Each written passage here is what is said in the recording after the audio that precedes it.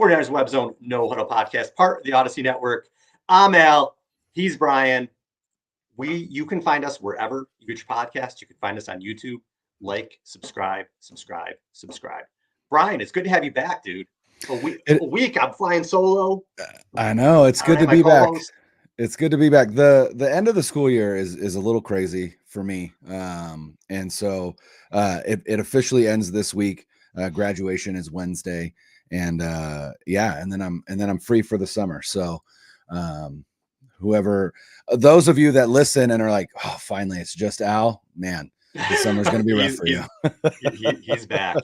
And dude, we're big for us. We're through May. We just got to get through June. And then I kind of feel, the beginning of July is slow, but then it's real football coming up soon. We could see it. It's off in the distance, but we can start to see it right now. Big news today, though, NFL wise. Yes. Justin Jefferson signs huge deal. Resets the wide receiver market. 4 years, $140 million, 35 a year, 110 million guaranteed. These numbers are just absurd right now. I feel like CeeDee Lamb is just bonkers. I feel like CeeDee Lamb and Jamar Chase are going to sign very quickly, probably similar numbers in and around there. But what does this mean for Brandon Aiyuk? Yeah, I don't think it means much of anything, because my opinion of it is this. Brandon Aiyuk's market was set when Jalen Waddle signed. And I'll explain what I mean by that. So Aiyuk, these other guys are alpha dogs, right? And Aiyuk, you could argue, is the number one receiver on the Niners, but the Niners have they have 4 guys who get a lot of targets. So someone sent me this today. It was like 49er data, something on Twitter, but it was really interesting. So total targets, including the postseason, 125 for Aiyuk, 111 for Debo, 108 for McCaffrey, 103 for Kittle. And those are just receiving targets. So it's pretty balanced, right? So Aiyuk may be the number one receiver for argument's sake with the Niners, but he doesn't really get alpha dog type looks, right? He doesn't get those kind of targets. So he's more in the Devontae Smith, Jalen Waddle. And even though those guys are number 2s, that's how he's used usage-wise. So if you look at Jalen Waddle's numbers the last 2 years, okay, Waddle played 31 games. He had 221 targets, 147 receptions, 2,370 yards, and 12 touchdowns. Aiyuk played 33 games, 219 targets, 153 receptions, 2,357 yards, and 15 touchdowns. Similar production. Waddle signs a 3-year, $84.75 million deal that I think was about $76 million in guarantees. Aiyuk's going to come in right there. And if he thinks he's worth more, he's not. If the Niners thinks he's worth less, he's not. That's about where he should be. If you want to give him a little bit more than Waddle got, just because that tends to be how it works, great. But I feel like it's going to fall in around that $28 million a year mark, and that gets it done.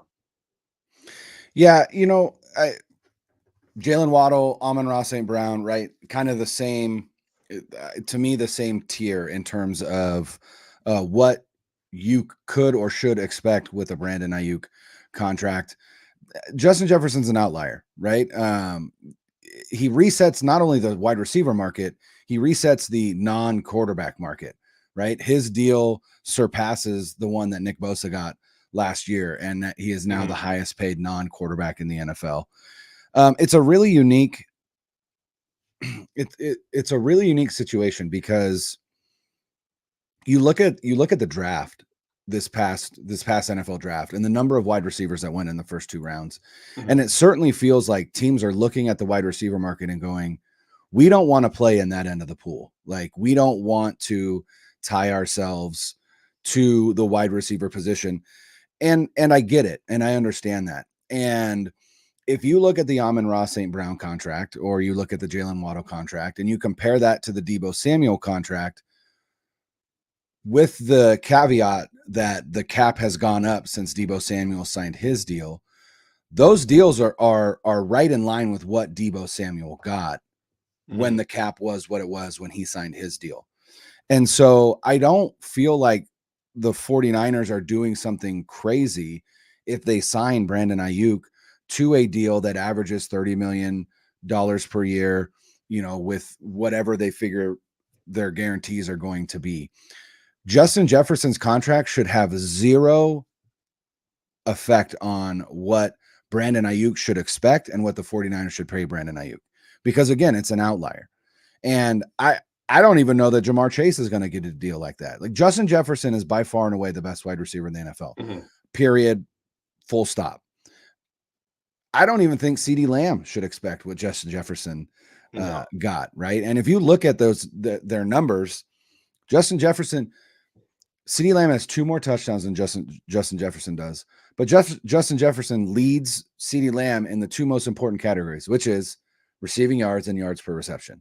That's really all that matters when you look at wide receiver production. And so, again, I don't feel like Jefferson's deal should have any effect on Aiyuk's deal. What I do think, though, is that the 49ers are starting to get bit in the ass a little bit by the way that they handle their extensions, which is to wait damn near as long as possible. I don't understand why. I think you look at the Eagles and you look at what they did with Devontae Smith, and then also what they did with AJ Brown. And you're talking about being proactive, and you're talking about beating the market, right? Because with all of these signings, the number for Brandon Aiyuk continues to go up. And so I just don't understand the waiting game. Like, I get it for guys like George Kittle, which is a tight end, or Fred Warner, which is an off-ball linebacker. Like, those markets are weird, and they're not the same as what we're now seeing with the wide receiver market, the quarterback market, things like that, where each successive deal gets bigger and bigger and bigger, and it just costs you more and more and more money. And so I don't understand why they wait so long. Albert Breer came out with an article the other day that said that they've basically waited too long now to do a Brandon Aiyuk extension. My fear is that at this point, they're like, we're just going to make him play on the 5th-year option. And what after that? I don't know. And if you're Brandon Aiyuk, he'll hold out if they do that. Sure. And I mean, he won't hold out into the season because that's going to cost him service time and money, but he's going to hold out during camp. And now all of a sudden, the excitement that you have about Brock Purdy getting a full off season because he didn't last year now gets hampered by the fact that his favorite target isn't there for him. And, I've seen people argue, on Twitter, like, hey, I want what's best for the 49ers, and $30 million a year for Brandon Aiyuk is not what's best. I disagree because Brandon Aiyuk is young, he's ascending, and he's your quarterback's favorite target. Like, you have to bring that guy back. You have to give him what he wants. He is going to be the focal point of your offense after this upcoming season, because Deebo Samuel is gone. I am convinced of that. The Deebo Samuel's last year with San Francisco is this year. Unless Aiyuk somehow is not on the team this year, and they maybe decide to stick with Deebo for a couple more years, which to me is an absolute disaster of a choice. That is a disaster of a choice if that's the choice that they make. And I thought it was interesting. Mike Lombardi, right? Who take what Mike Lombardi says with a grain of salt. Came out recently. It wasn't with an article, but on a podcast, and said that the 49ers had a deal in place with the Steelers on draft night for Brandon Aiyuk or Deebo Samuel, and it ended up falling through because the 49ers ended up wanting more than what the Steelers were willing to offer. Now, normally, I would say, okay, like, I get it. Like, okay, Mike Lombardi, not super reliable. Mike Lombardi's son is a part of the staff of the 49ers. Mick Lombardi is his son. He's a part of the staff of the 49ers. I imagine that there's a fair amount of intel there. And it tells me that they already know that it's one or the other. And like I said, to me, Brandon Aiyuk is the obvious choice. And it's obvious after what happened in the Super Bowl to me. And it's obvious after what we've seen with Deebo Samuel and his inability to stay on the field.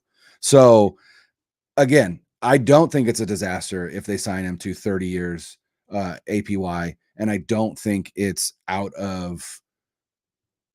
I don't think that's a crazy number for Brandon Aiyuk. I think he's earned it.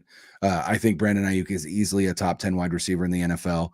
And I also think that the usage argument kind of goes out the window when you think about what this offense looked like last year with the passing offense. And you have to assume that it's going to continue to evolve and start to be the focal point because you now have a quarterback that you trust. So now that you have a quarterback that you trust, don't get rid of the guy that he loves to throw the ball to. It just seems counterintuitive to me. Well, is it better for the 49ers? Well, I'll put it to you this way. What if they can't re-sign Ward and Greenlaw and Lenore, right? So what if, because the Cowboys, why are they getting rid of Prescott? Mainly, well, there's issues there with how far can they get him, but Prescott's still a top 10 to 12 quarterback in the league. One of the reasons why it looks like anyway, this could be his last year with Dallas is because they have to sign Lamb and Parsons, who are going to cost similar to what Nick Bosa and Brandon Aiyuk, probably a little bit more for both of them. Lamb will cost more. The big thing is, they can't pay those three guys. So can the 49ers pay Purdy $50 million a year and Bosa $34 million a year and Aiyuk $30 million a year and still keep a good team around them? I don't know if they can. So, and again, I'm just playing devil's advocate here. So let's say if signing Brandon Aiyuk means you don't extend Ward, who was maybe a top 5 corner in the league last year. You don't extend Lenore, who is ascending and can play inside outside. You don't extend what you hope to be a healthy Greenlaw, who's a top 10 linebacker in the league. And now your defenses are kind of gone to shit. And you have to hope that some of these guys you draft can come in, or you have to, look at the budget to fit this guy in and that guy in. So that's a way to look at it too. When they did draft 2 receivers, you have to see how they turn out. But again, just playing devil's advocate for it. Is it best for the 49ers? That remains to be seen.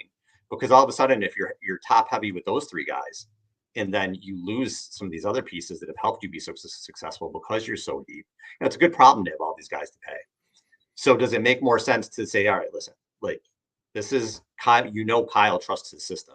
So Kyle may say, all right, I can put in this guy, and this guy, and still get similar production. We're a run first team. I would rather have these 4 pieces than this wide receiver. And I'm not saying they're going to do that. I know they want to keep Aiyuk, but are they better with him or without him? Depends on who else is there once they re-sign him. Sure. And I always, the idea that they're a run first team, I get it. They are. I'm not arguing that they aren't. But my question has always been, are they a run first team because Kyle Shanahan hasn't had a quarterback that he's trusted since he's been with San Francisco? Or are they a run first team because that's what Kyle Shanahan wants to be? And then I think about the Atlanta Falcons.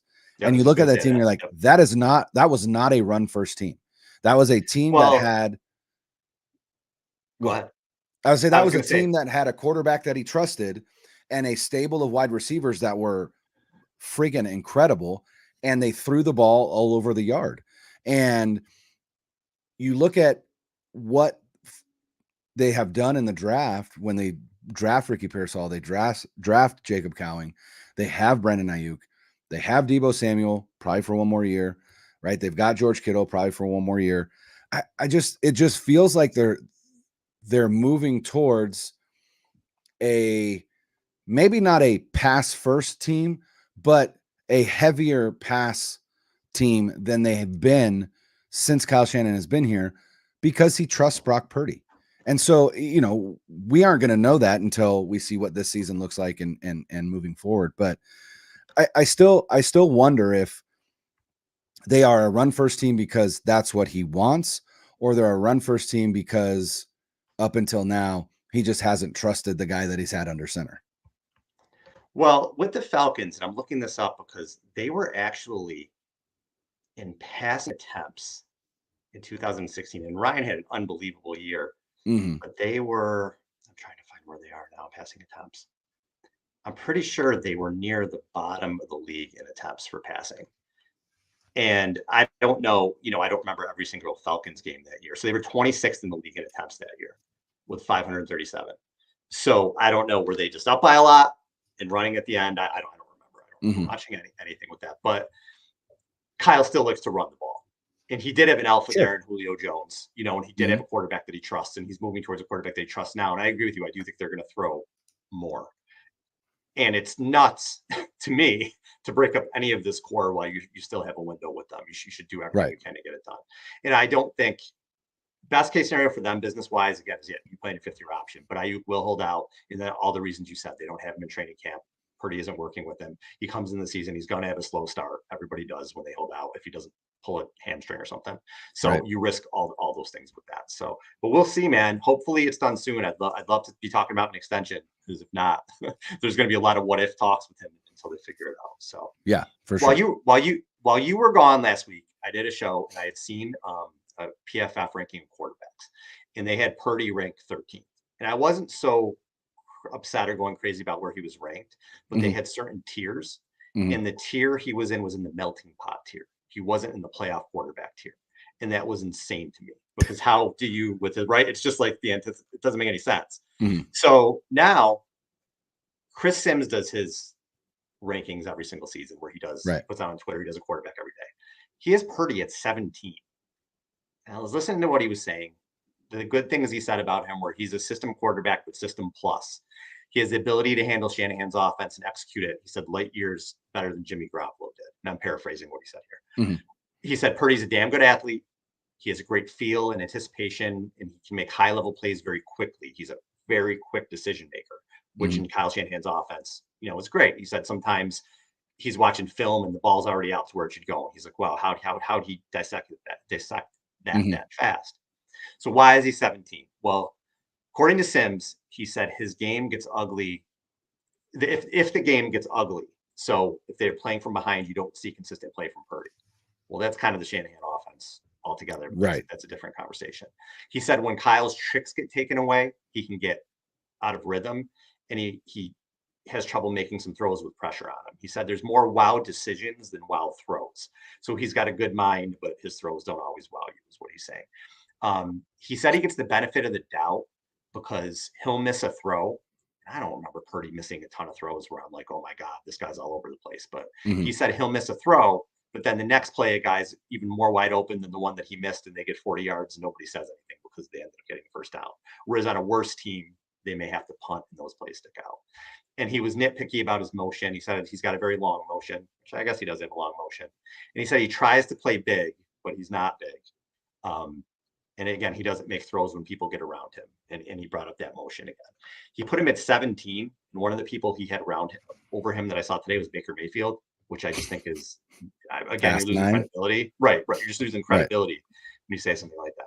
So I'll let you react to that. But then I thought what we could do is, I've been talking for last 2 weeks about like these people's tiers. Let's do our own tiers. Yeah. And after we do our tiers, let's rank up to Purdy, and let's put our money where our mouth is and see where we think he is. Yeah. But I'll let you react to what Sim said first. Yeah, like you said, I don't disagree with a lot of what he said, but then like the fact that he has Baker Mayfield over Brock Purdy, just immediately you lose credibility, because there isn't anything that Baker Mayfield has done in this league that has been anywhere near as impressive as what Purdy did last season specifically. Baker Mayfield has never been in the MVP conversation. Baker Mayfield has never led his team to a conference championship game. Brock Purdy has done it twice. And, some of that stuff is team related, and I understand that. But at the same time, you look at what this offense looked like with Brock Purdy last year for a full season versus what this offense has ever looked like with Jimmy Garoppolo with the same weapons. And you realize, underlying numbers aside, Brock Purdy operates this offense at a significantly higher level. And I really bristle when people talk about, well, he's just a product of his, the playmakers. Doesn't every team try and surround their quarterback with playmakers? Like, isn't that the whole point? Isn't that how you build a football team? You surround your quarterback with playmakers. Like, what quarterback has ever succeeded with dog shit players around him? Like, it's just ridiculous to me. And what quarterbacks have succeeded without a great offensive mind helping them, with scheme and things of that nature. It's just a ridiculous argument. And it's a way to diminish what somebody is doing, because that person is not prototypically what you would look for at the quarterback position. And I think ultimately that is 100% what always knocks Purdy down when analysts do things like rank quarterbacks, tiers, whatever. And it's like, well, he doesn't fit what, he doesn't fit what we think a quarterback should look like. Well, Drew Brees never fit what a quarterback should look like. He was one of the better quarterbacks in NFL history. Joe Montana didn't fit what quarterbacks look like. He was arguably the best quarterback in NFL history. Steve Young, right? Like, you look at some of these players, there are definitely prototypes out there. Dan Marino, John Elway, Peyton Manning. Even though Peyton Manning was slow, he was still a big dude with a big arm. Huge guy. And until the neck injury. There are definitely prototypes out there. But even Tom Brady didn't fit that prototype. While he was tall, he didn't have a massive arm, but it got better as he played in the league more. And so, again, I'm tired of national analysts trying to diminish what Brock Purdy has done. And to me, it just doesn't matter anymore. I don't care. I don't care that Chris Sims has ranked him 17, because I know what he brings to my team. And I have confidence going into next season that my team is going to be good because Brock Purdy is the quarterback. And so I understand this need that football consumers have with like ranking players and ranking quarterbacks and ranking wide receivers. And it's like, you know what? Does he do what your offensive play designer wants him to do? Yes. Does he do it at a high level? Yes. Does he get the ball in the hands of his playmakers? Yes. Is that what the quarterback is supposed to do? Yes. He does all the things. He checks all the boxes. And so for me, that's all I care about. If he comes out next year and he falls flat on his face, then we start to look at this conversation more, right? Right. I just don't anticipate that happening. I just don't. I don't think there's anything to his game that cannot continue to translate year over year and or improve year over year. He's again a full year removed from surgery. He's had a full offseason to not only work on his body, but work on his game.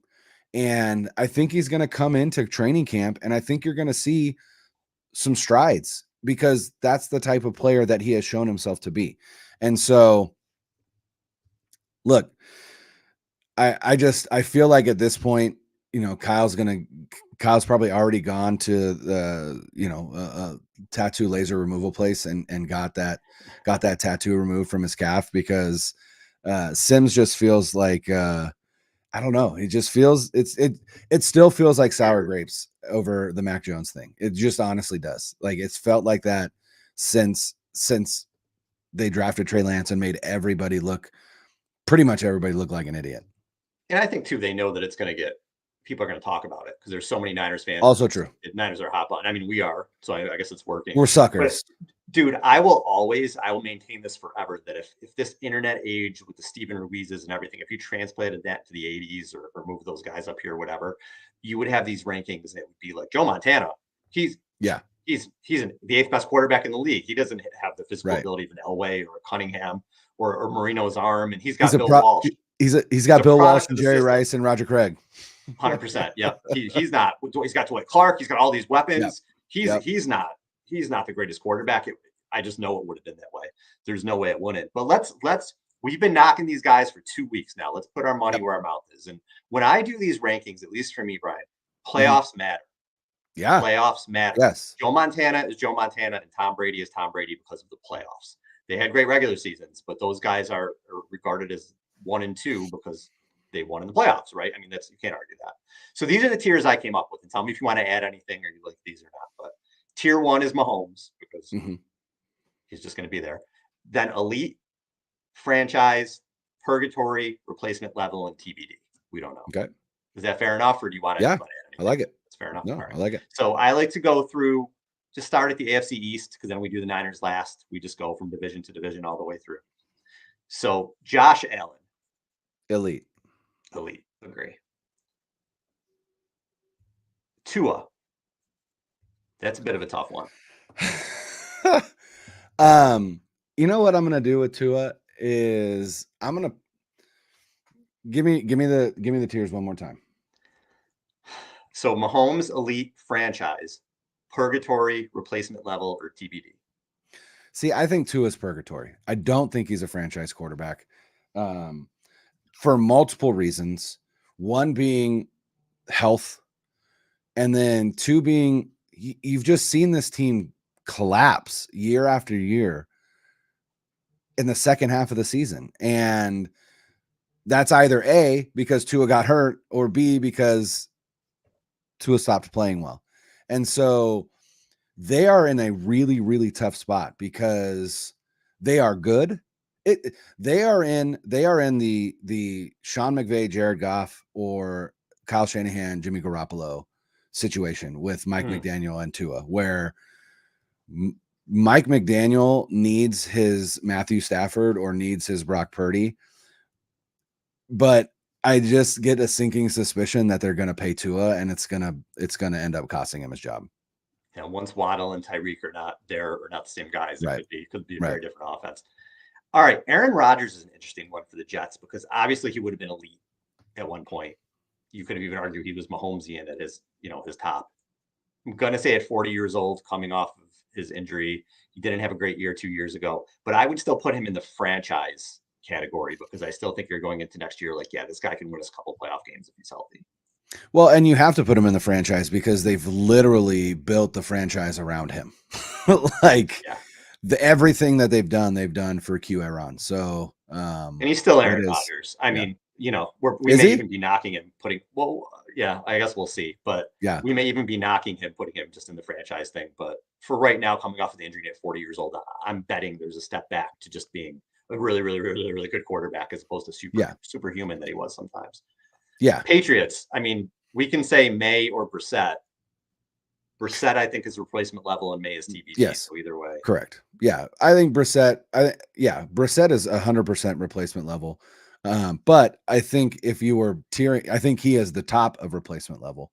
I think he's going to win them games. And then Drake May, obviously you can't.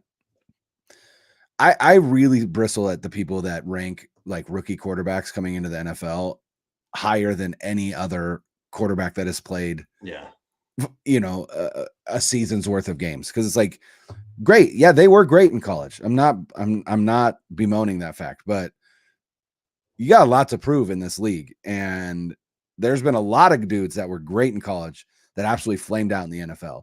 So for you to, to put Caleb Williams in like the top 15, like get out of here. Like, no, I'm not putting him in the top 15 because he has done nothing in the league. So sorry.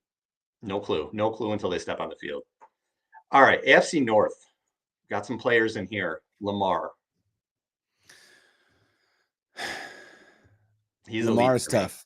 The playoffs are going to knock him down to, that's it. So franchise. It would knock it down to you're teetering franchise. Between elite and franchise, but I think he's at the bottom end of the elite. He's won a couple MVPs. Manning, the book is yet to be written. Manning had some issues early in his career too with the playoffs. Sure. He's just been too good to not say he's elite, even though again, 3 years from now, if we have the same issues, then maybe you got to be like, all right, this guy just can't win big games.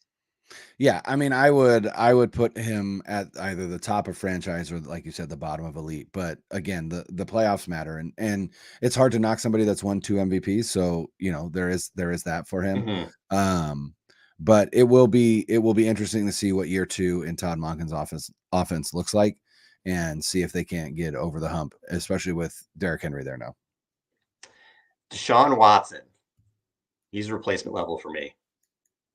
Yeah, he's a nobody to me. I mean, they probably played better with Brissett last year than they did with him. So not probably, they absolutely did. They absolutely did. He was dog shit last year. Yeah, he was until terrible. Proves me otherwise. He's replacement level. Pittsburgh, to me, just a couple of replacement level dudes. Yes. Until Justin Fields proves that he can play from the pocket with consistency, he's replacement level, even though he's electric with the ball in his hands as a runner. And then Russell, hustle and bustle, has just been an abject disaster the last 2 years. So again, until he can prove that those 2 years were a fluke, you're replacement level for me. And each of them is getting paid replacement level money. So, and whatever you think of Fields personally, anyone listening to this or watching this, the NFL told you what they think of him when he was available. They think he's a replacement level quarterback because nobody went out of their way to acquire him, which is crazy if you think he's a starting quarterback or a franchise guy. Nobody did. So, Burrow, I don't have to talk about that. He's elite. Yeah. CJ Stroud. Franchise. Yeah, franchise with the arrow pointed up. He's already won a playoff game. You already has won a division. I can't wait to see what his career is going to look like. Yeah, I love CJ Stroud. He's probably outside of Brock Purdy because he's my quarterback. He might be my favorite quarterback in the NFL right now. I just love him as a player. I love him as a personality. I love a lot of like there was a lot. I feel like he was very visible this offseason and just very intelligent in the way that he analyzes football, talks about football. You just know that you can tell that the dude is an elite mind when it comes to playing the quarterback position. And like I just love the back and forth this offseason with him and Micah Parsons. It was just I just love the guy. Yeah, but you can't put someone in the elite category after one season, because that's just, you got to do it more than once. But I anticipate him doing it. The next two guys we don't know. I love the future of Anthony Richardson. I love him with Shane Steichen. I love what that Colts offense can do with all those weapons, but we have no idea what he played. That's a TBD to me. He's basically a rookie. TBD. Yeah, total TBD. And also Will Levis. We got a glimpse, but no idea how to rank him or where to put him. It's not fair to pass judgment on him at all right now. But the next one in the AFC South is pretty interesting to me. And it's somebody that people are starting to get split on, and that's Trevor Lawrence in terms of what he is and how he's played. A lot of people will tell you he deserved better last year. A lot of people will tell you when things got a little crazy around him, his feet sped up and his processing sped up, and he didn't play as well. I'm not ready to call him purgatory at all. Right. He's won a playoff game. I will still put him in the franchise. Bottom of the franchise tier to me. 100%. 100% Lawrence in the bottom of the franchise. With a big TBD by that too. Let's see what happens over the next couple of years. But the talent is undeniable. The talent is undeniable. But is it going to translate? To me, the question marks are the intangibles, the leadership, the processing, the ability to rise above kind of the fray when things are going wrong, like they did last year in Jacksonville. But I also think that he got hosed by a very awful offensive game planning. And I really hope that Doug Peterson takes back the reins from, I can't remember the guy's name because he was awful, but something needs to change there. It'll be interesting to see if it does. We'll see. All the talent in the world. All right, Mahomes goes in the Mahomes category. That son of a bitch. Let's put him there. Dude's got to stop winning. All right, Raiders. It's not fair to say anything against Aiden O'Connell because he was a rookie. He looks like he's a replacement level-ish type quarterback, but again, I don't want to. If we're not going to judge rookies, we don't really know with him. Minshew's a replacement level guy. Yes, but Minshew, I love Gardner Minshew. I've loved Gardner Minshew for a long time. I wrote an article on the Web Zone back in 2021 before they even drafted Trey Lance, saying that the 49ers should trade for Gardner Minshew as a replacement for Jimmy Garoppolo. I love Minshew. I love his game. I think if he were in a situation like San Francisco where he is surrounded by talent, I think he would rise to the occasion. To me, like the top of the replacement level quarterbacks is Jacoby Brissett, and then right underneath him is Gardner Minshew. I'll buy that. All right, where are we here? Broncos. If you want to say Bo Nix is their starter, it's TBD. If it's Jared Stidham, it's replacement level. It's pretty bad there right now. Yeah. All right, and then the Chargers. This is another interesting one for me. Yeah. Justin Herbert. Franchise. The nerds love him. Franchise. The nerds love him. Agree that he is franchise. Similar to Lawrence, he's at some point 30 and 32 as a starter. He finished 9th in MVP voting once. the only time he's been in the top 10 for MVP. They lost the only playoff game he was in. I know he had nerds love him. The nerds that really love is what it is. That's really what it is. The nerds love him. So talented. You look at the guy and you're like, how does anybody stop this guy? But it hasn't translated yet to me. I think he's got a lot to prove. I think he's starting to get polarizing. Still, when you see these quarterback rankings, everybody's got him around 5, 6. I don't know what he's done. He hasn't accomplished much. I know he's physically phenomenal. He's got Harbaugh there now. Greg Roman's run first guy, but we'll see what that translates to. But he's definitely a franchise quarterback. 100%. And I think with Harbaugh there is when he starts to move up. I think that he's got a good coach there now. I think that he's got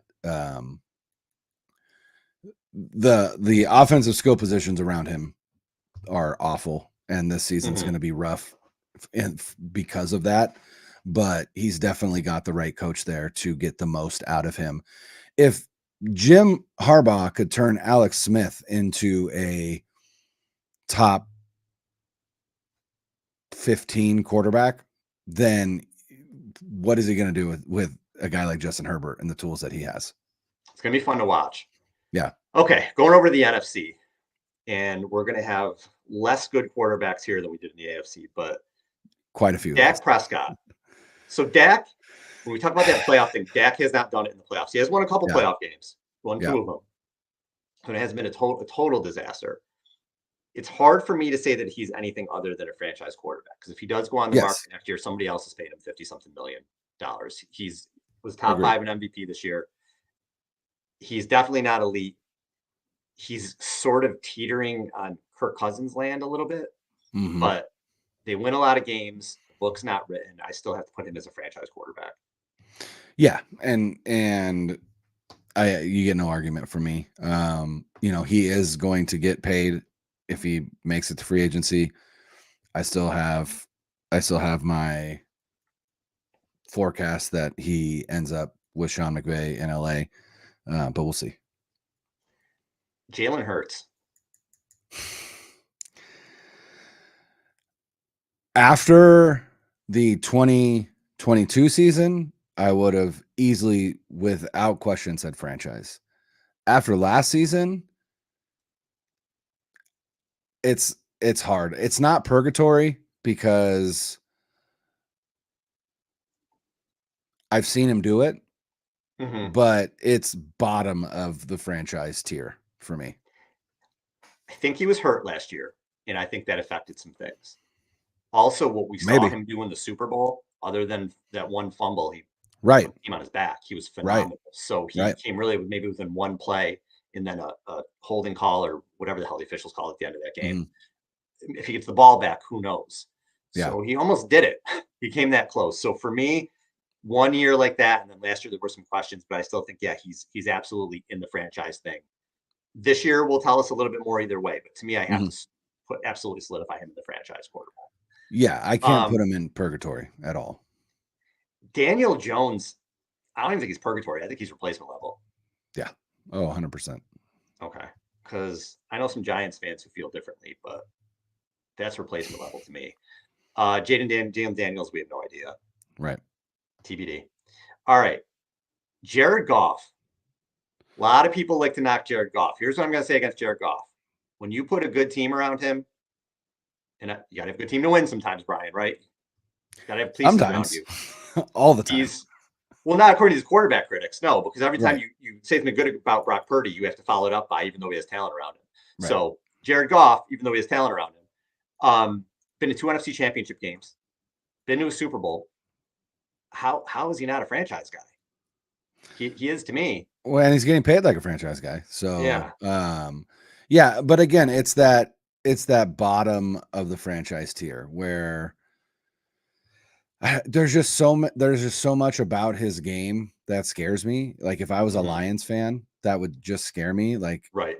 He's a statue back there. He's a statue, and turns the ball over. When things break down, it's over for him. And we saw that in the second half of the game against the 49ers in the NFC Championship game, where the 49ers finally started getting some pressure on him, and he just pissed down his leg. So that scares me. But like you said, when things are going right, he's super talented, great arm, great deep ball, you know, a decent processor. As long as, again, the pocket is clean. Once the pocket gets muddy, things fall apart pretty quickly for him. Jordan Love, to me, still, we don't know. Again, we'll see. He wasn't great at the beginning of the season. He was terrific at the end of the season. Played a terrific playoff game, and then half a good playoff game against the Niners. But that arrow was pointed up, and I think Green Bay feels 100%. pretty good that he's their franchise guy. Yeah, and I would agree. We're talking, again, bottom of the franchise tier, but the arrow firmly pointed up. All right, Minnesota, McCarthy's a TBD. What about Sam Darnold? Total replacement level quarterback. Watch, I say that, and he'll throw 40 touchdowns this year, but no, right. total replacement level for Darnold. Yeah. Caleb Williams, we just said TBD. Yeah. We have no idea. Can't judge him. These next two are the definition of purgatory for me, and I'm going to lump them together a little bit. Their career has been revived. The other, their career is on the downswing. But you got to pay them both a lot of money. You're never winning anything. Mm-hmm. Derek Carr and Baker Mayfield. Yeah. Oh, yeah. Yep. Derek Carr is the definition of purgatory. 100%. Yep. Just what do they pay him? However many millions, and you're going to go 7 and 10. Yep. And same thing with Baker. I know it's a nice story. I know he played better, but I don't see anybody really winning. I'm terrified for Baker with Dave Canales not being there this year. Right? It's going to be a Canales different moved on to Carolina, and I think we're going to see a different Baker Mayfield than we saw last year. I still think Bryce Young has to be TBD. I just don't think we saw it. It didn't look good at all. But he's got. We just said what Dave Canales did for Mayfield. Let's see. Sure, that's a good point. Yeah, now. That's a good point. Let's give him TBD for now. Yep. Kirk Cousins. Is he purgatory? Is he franchise, or is he just Kirk Cousins? To me, we forgot a tier, and it's the Kirk Cousins tier. There's the Mahomes tier and the Kirk Cousins tier. And to me, the Kirk Cousins tier is firmly between purgatory and franchise. All right, we're going to give Cousins his own. Cousins always deserves. He deserves his own section in Coles all the time. 100%. Cousins. All right, Kyler Murray.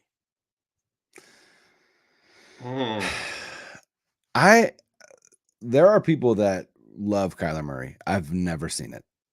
Kind of feels like they're in purgatory with him, doesn't it? Maybe the high end. They're paying him a ton of money. I've never seen it with him. I really haven't. I just haven't seen it. And flashes. Yeah, but sure. Not somebody that I'm saying this is absolutely our franchise guy. We're going to win 10, 12 games with him every year. He hasn't shown me that. And here's the thing, like when I think franchise, right? I think if this player became available, would I want my team to pursue them outside of how I feel about Brock Purdy, right? Like just let's pretend Brock Purdy, has a career-ending injury and you start looking at, all right, this quarterback is available. If Kyler Murray was available, I wouldn't be like, yeah, I think the Niners should go get him, because I don't think that. So I don't think you can be a franchise quarterback if I wouldn't want my team to trade for you.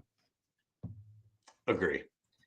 Geno Smith, again, purgatory with me. I don't see. Seattle has a ton of weapons. I feel like they're going to be stuck in a good year's 10-ish wins, and a bad year, you're 7 and 10 or whatever it is. You're just kind of stuck in that purgatory, right? You're probably never going to be awful, but I'm never afraid of a team with Geno Smith at quarterback. Agreed. All right, so Geno goes to purgatory. Matthew Stafford, certainly a franchise quarterback. Yes. The biggest thing with him is just age and health. Yeah. And he's won a Super Bowl. Yeah. But I mean, if you want to put him high-end franchise, that's fine, but I think he's solely in the franchise. And then Purdy, who to me is also very comfortably in the franchise quarterback. Yeah. So we have actually more than I thought we were going to have. We have 15 quarterbacks that we've ranked from Mahomes down to franchise, and we got to find where Purdy fits in there. So we have a top 15. We have a top 15. Yeah. Yep. Okay. So I'll go through them. So I will say with Purdy, he's got a top 4 MVP finish. He's FedEx Air Player of the Year. He's won 4 playoff games. He's been to 2 NFC title games in the Super Bowl. that's going to weigh a lot in what I'm talking, where we rank here. And some people may say we're nuts by the end of this, but that's going to weigh a lot where we rank. So Mahomes, Allen, Lamar, and Burrow are the top 4. Can't even argue with that, right? Yeah. All right. Then we have. I would put Burrow above Lamar, by the way. That's me. Yeah, in whatever order you want to do them. Yeah, I would probably put that Mahomes, Allen, Burrow, Lamar. Yes. If we had to do it that Same. way. After that, so we have to, from the next 11, Aaron Rodgers, Stroud, Lawrence, Herbert, Prescott, Hurts, Goff, Love, Stafford, and Purdy. So we have to figure out between those 11 guys where he's going to be. It's still Aaron Rodgers. I have a really hard time saying he didn't play last year. Yeah. He had a broken thumb the year before. He was the MVP the year before that. I know it's been a bit. I just have a really hard time ranking people ahead of Aaron Rodgers until we see otherwise. Sure. I don't know if people think that's fair. I don't know if they think that's unfair. No, I think that's totally fair. Okay. I mean, he's earned it on the field. Let's be perfectly honest. Okay. Stroud. I love CJ Stroud. Again, it's just been 1 year. It's hard for me. Mm-hmm. It's hard for me to, as much as we shit on Dak Prescott, as much as we shit on, well, I don't think we shit on Justin Herbert, but I think we had, some question marks. I just don't think that you can. I know Justin Herbert hasn't won a playoff game and CJ Stroud has, so I understand that. But again, it's just been 1 year. I anticipate a very, very good year. I think Houston is a dark horse. I think Houston's a dark horse Super Bowl candidate in the AFC, like legitimately. I feel that way. I agree with you. So I respect the hell out of CJ Stroud, but again, if we're just talking about our rankings, right now, I can't have him higher than guys that have done it, year over year over year. And so to me, like, but I would still put him over Lawrence, right? I would still put him over. Give me our elite. Well, we only have to rank the Purdy. So if we're going to put him behind Purdy, we don't have to worry about where he's going to be. It's tough, right? Because I think it is tough. A better quarterback than Purdy. I think he is. I think I would rank him. I would rank him above Purdy, regardless of the fact that Purdy's been to 2 conference championship games, just because the talent level is there's a significant disparity there in my eyes. So all right, so we have Purdy right now. Purdy would be 7. Jared Goff. I do not think. No, I'm ranking Purdy above Jared Goff. Agree. Trevor Lawrence. I'm ranking Purdy above Trevor Lawrence. Agree, and I am too. Not again, Trevor Lawrence. I know what his ceiling is. Purdy has accomplished way more than Trevor Lawrence. Yep. Now you can say, well, Purdy accomplished a lot more than CJ Stroud too. Okay, I get that. But Stroud won a playoff game in his first year. He put a team on his back in a lot of ways in the first year, a team that wasn't supposed to win. Stroud showed that he could be like a get on my back type QB, which is why to me Lawrence hasn't. He's up there. He has not shown that yet. No. All right, so Lawrence, we are not putting out Purdy. Jordan Love, a half a season does not. Again, Purdy was a top 4 MVP finish. He's been to a Super Bowl. He's been to 2 NFC championship games. I cannot put Jordan Love ahead of him. Agreed. Okay. Prescott. I hate doing it, but I'm going to, just because again, he's done it for longer. He has won some playoff games. He's lost some playoff games. In fact, he's lost 2 playoff games against the 49ers. One against Brock Purdy and one against Jimmy Garoppolo. Or is it 2 against Brock Purdy? No, that's right, because they lost to the Packers. I'm talking about last year. I forgot they lost to the Packers. They didn't make it out of the divisional round, or I mean the wild card round. But again, I think just a consistent level of play for a number of years now, I think puts him above Purdy for now. I have a hard time with that because of what I've seen from him in the playoffs and in some big games, and because Dallas doesn't beat good teams. And when they played against each other, Purdy kicked the shit out of him. Yeah. Yeah. Well, I thought Purdy not in the playoffs. Purdy outplayed him. Yeah. We Purdy shit out of him, but then in the playoffs, I thought he outplayed him in some. Yeah, and Purdy wasn't perfect in that game either, but I thought he made some clutch throws where Dak didn't. Right. I would put him ahead of Dak, but we can have two separate rankings here too. Let's see where we are. But I guess cross him out. Hurts. Oh, again, because 2 years ago I'd have said Hurts. Now I don't know. Yeah. Now I don't know. It's hard. Again, head to head, they've been head to head once, and again, the 49ers absolutely stomped a mud hole in the Eagles, and Hurts looked pretty terrible, and Purdy looked pretty great. But also, some of those plays were more on like Debo than they were on Purdy. So, it's hard, but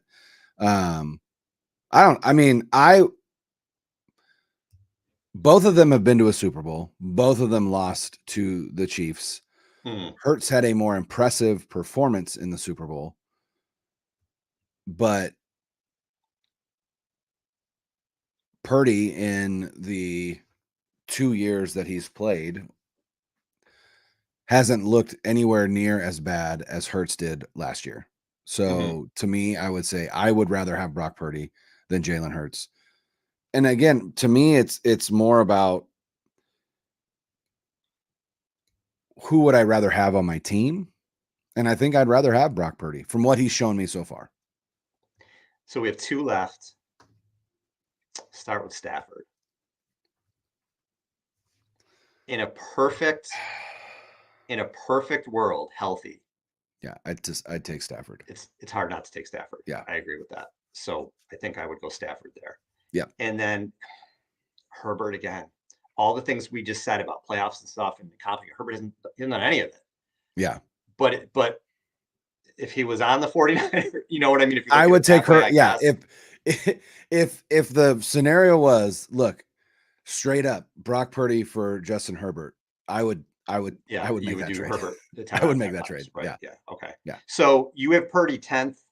I have him probably 9th, which I think is fair. I think if you're in that 9 to maybe 11 range with him, I think that's fair. I think he's about a top 10 quarterback. I've never said he's elite, but he certainly isn't 17th. And he's only in his second season.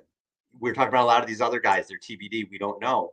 Well, he's only played a year and a half, and he's already shown us some of this stuff. Right. So that's pretty impressive there. So all right, that's fair. So you have him 10, I have him 9. And but either way, top 10. Right. And you could talk me, if you want to talk me into 11 or 12, I guess. But you got to consider him a franchise playoff caliber in that tier. And he's certainly better than 17. So yeah, he is definitely not. He is a top 15 quarterback easily. And then I think the argument becomes, is he top 10? And I think there are people, we just made the argument that he was. There obviously would be people that would make an argument that he isn't. But I don't think there's any world where he is less than 15. Yeah, certainly a franchise level guy. Yeah.